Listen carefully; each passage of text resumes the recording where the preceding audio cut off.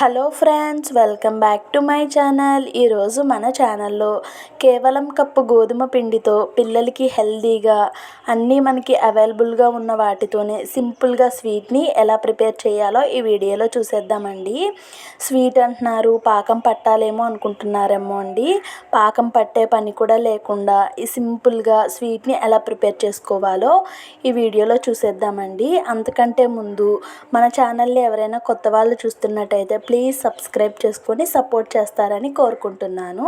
ఇక వీడియోలోకి వెళ్ళిపోదాం. దానికోసం నేను ఇక్కడ బాగా పండిన 3 అరటిపళ్ళని తీసుకుంటున్నానండి. నేను చేసుకునే క్వాంటిటీకి 3 అయితే సరిపోతాయి. నేను ఇక్కడ 3 తీసుకున్నాను.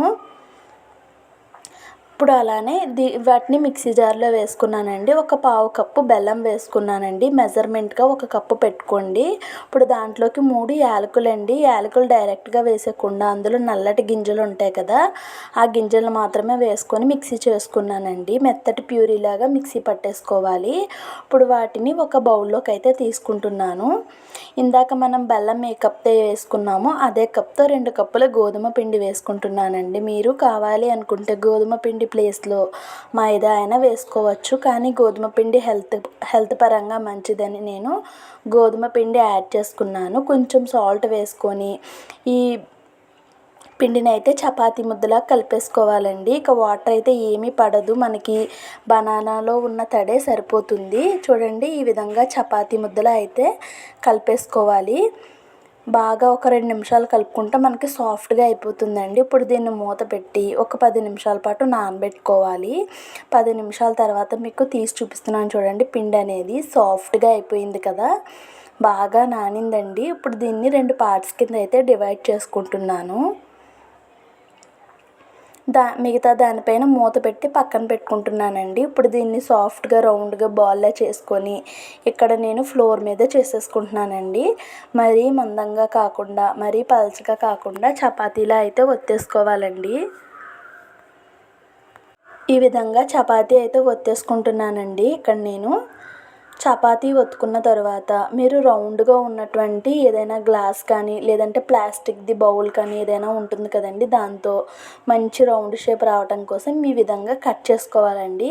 ఇక్కడ చపాతీ అనేది మరీ పల్చగా ఉండకూడదు, అలానే మరీ మందంగానూ ఉండకూడదండి, మీడియంగా ఉండాలి. పల్చగా అయితే అస్సలు ఉండకూడదు, అప్పుడు మనకి పొంగవండి. ఈ విధంగా నేను ఒక గ్లాస్తో అయితే కట్ చేసేసుకుంటున్నాను. చూడండి, ఇక్కడ నేను మీకు ఎంత మందం ఉందో ఇక్కడ చూపిస్తున్నాను. ఈ మాత్రం మందం అయితే ఖచ్చితంగా ఉండాలండి. వాటిని తీసి పక్కన పెట్టేసుకొని మిగతా పిండిని కూడా రౌండ్ బాల్లా చేసుకొని మళ్ళీ చపాతీ చేసుకొని ఇందాక ఎలా అయితే చేశానో అలానే గ్లాస్తో వీటిని కూడా కట్ చేసేసుకున్నానండి. ఇదే విధంగా ఇక్కడ నేను మొత్తం ప్రిపేర్ చేసుకున్నాను. చూడండి, ఈ మాత్రం మందంలో ప్రిపేర్ చేసి పక్కన పెట్టేసుకున్నాను.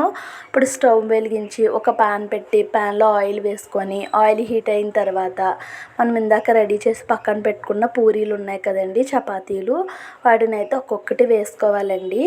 మీరు పొంగాలి అనుకుంటే ఈ విధంగా డీప్ ఫ్రై చేసుకోవచ్చు. మాకు పొంగకపోయినా పర్వాలేదు అనుకుంటే మీరు ఇప్పుడు చపాతీ ఎలా అయితే కాల్చుకుంటామో అలా గీ కానీ ఏమైనా వేసుకొని కూడా కాల్చుకోవచ్చండి, అది మీ ఇష్టం. నేనైతే పొంగాలని చెప్పి ఇలాగ ఆయిల్లో అయితే డీప్ ఫ్రై చేసుకుంటున్నాను. మనం ఆయిల్ గరిటతో ఇలా వేస్తే కనుక మనకి మంచిగా పొంగిపోతాయండి. పిల్లలు చాలా ఇష్టంగా తింటారు. బనానాస్ తినని పిల్లల కోసం ఈ విధంగా మీరు ఒకసారి ట్రై చేయండి, చాలా బాగుంటాయండి. అంతేకాకుండా మనకి ప్రాసెస్ కూడా చాలా సింపుల్. బనానా ఇంట్లో అవైలబుల్గానే ఉంటుంది, అలానే గోధుమ పిండి కూడా అవైలబుల్గా ఉంటుంది కదండి. అలాంటప్పుడు పిల్లల కోసం ఎక్కువ శ్రమ పడకుండా ఇలా స్వీట్ చేసి పెట్టేయండి, పిల్లలైతే చాలా ఇష్టంగా తింటారు. ఇక్కడ నేను ఇదే విధంగా మొత్తం అన్నీ కూడా ప్రిపేర్ చేసుకున్నానండి. చూడండి, చాలా బాగున్నాయండి. టేస్ట్ అయితే అస్సలు బనానాతో చేసినట్టే తెలియలేదు. చూడండి, లోపల కూడా ఎంత బాగున్నాయో ఆపల్లాగా.